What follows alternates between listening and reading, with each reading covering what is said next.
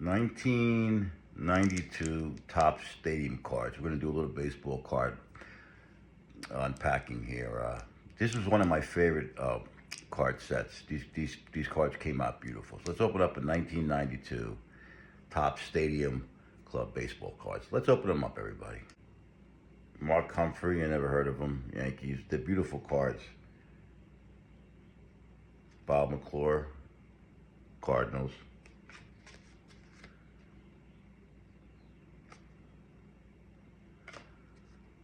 There's the Wizard, Ozzie Smith, the Wizard. That's pretty cool.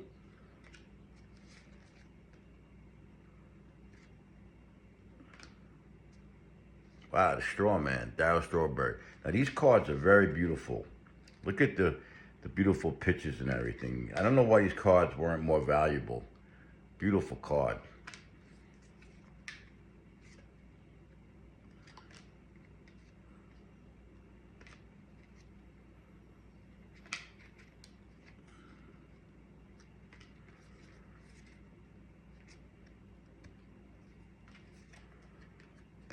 And that's it.